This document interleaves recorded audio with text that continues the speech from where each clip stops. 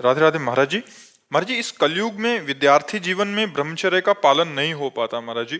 क्रोध भी गिरा देता है। मलिन मन को साफ कैसे करें? कि आज हमारी जो नौ पीढ़ी है वो ना शास्त्र स्वाध्याय कर रही है और ना संतों के वचन सुन रही है, ना माता पिता की आज्ञा में रह रही। तो अनुशासनहीनता सदैव पतन का मार्ग पुष्ट करती है।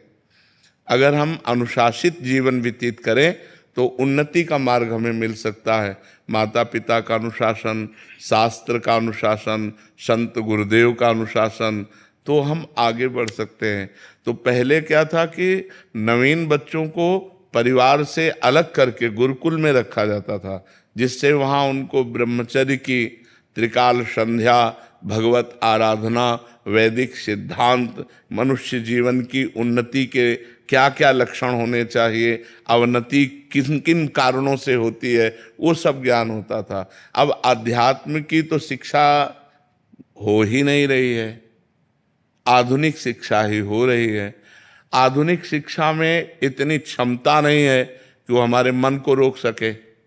आधुनिक शिक्षा में इतनी क्षमता नहीं है कि हमारे मन को रोक सके या शांत कर सके। ये केवल आध्यात्मिक शिक्षा में ही दम है। तो आध्यात्मिक शिक्षा विहीन आधुनिक शिक्षा में अब वो अपने माता पिता का अपमान करना, नाना प्रकार की क्रियाओं द्वारा ब्रह्मचर्य को नष्ट करना, व्यसन करना, इसमें हमारी नई समाज बढ़ती चली जा रही है। आप देख लो, छोटे छोटे बच्चे हस्तमैथुन का शिकार हो रहे हैं। छोटे छोटे बच्चे गंदे वीडियो देख करके बॉयफ्रेंड गर्लफ्रेंड, छोटे छोटे बच्चे व्यसन करने लगे हैं।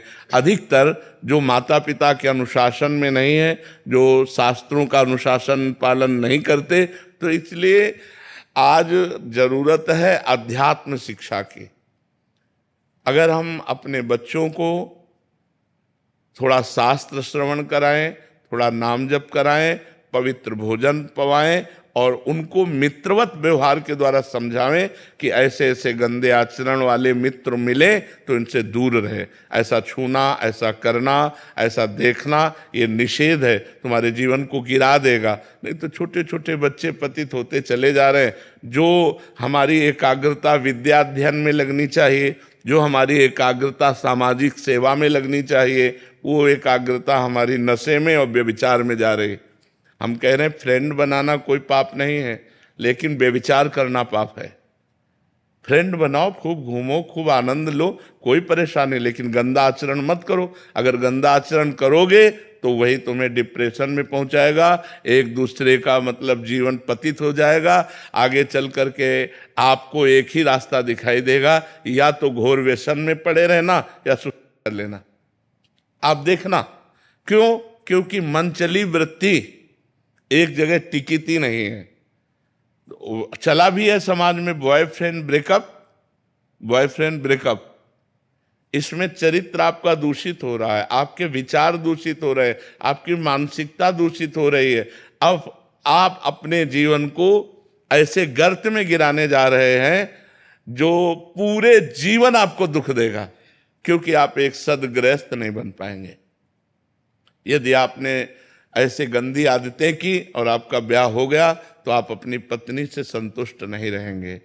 आप एक पत्नी व्रत धारण नहीं कर पाएंगे, आप एक पति व्रत धारण नहीं कर पाएंगे। तो आपका न्यू जो जीवन का उत्थान करने की थी, आपने उसी को नष्ट कर दिया। तो इसलिए हमारी बच्चों से प्रार्थना है कि गंदी बात से बचो। दोस्ती में हम कहते हैं कि दोस्ती हजारों से कर लो, हजारों से दोस्त। हम तो कहते हैं शत्रु किसी को बनाओ ही मत, पूरे विश्व को मित्र बनाओ। मित्र बनाने में कोई बात नहीं, लेकिन गलत आचरण मत करो, गंदा व्यवहार मत करो। जब तक ब्याह ना हो जाए तब तक ब्रह्मचर्य का पालन करो, माता पिता की आज्ञा में रहो, ऐसे बिल्कुल गंदे आचरण नहीं। तो ये हमारे समाज का स्वरूप बिगड़ता जा रहा है। इसे आप ही लोग मिलकर संभाल सकते हो, माता पिता। और अगर आप सुधरो तो सुधर गए समाज। हम दूसरे को सुधारने की चेष्टा न करें। यदि हम अपने को व्यसन और व्यभिचार रहित बनावें तो हमारा समाज सुधर जाए। अगर हम एक एक आदमी सुधरना चाहे तो समाज सुधर जाए, लेकिन सुधरने के पक्ष में बहुत कम लोग हैं और बिगाड़ने और बिगड़ने के पक्ष में बहुत सहजता है ना, उसमें सरलता है। सुधरना चढ़ाई चढ़ना है और बिगड़ना फिसलना है। फिसलने के लिए सब तैयार है और फिसलाने के लिए तैयार है, लेकिन चढ़ने और चढ़ाने के लिए अध्यात्म की तरफ, धर्म की तरफ, पवित्रता की तरफ ये बहुत कम रह गए हैं समाज में जो ऐसा चलना चाहे। एक 12 वर्ष का बच्चा यहाँ बैठ के कह रहा है मैं हस्तमैथुन से परेशान हो चुका हूँ। तो उनका कितनी आयु है? बोले 12 वर्ष की। तो और फिर उसने कहा कि हमारी गर्लफ्रेंड भी है। तो हम कहा 12 वर्ष में गर्लफ्रेंड हो गई, हस्तमैथुन हो गई। तो मतलब ये छोटी छोटी अवस्थाओं के बच्चे इतने गंदे स्तर में गिर रहे हैं, तो क्या होगा, समाज का क्या होगा? कॉलेज आदि में यही ट्रेंड चल चुका है महाराज जी। तो कैसे महाराज जी सुधार होगा?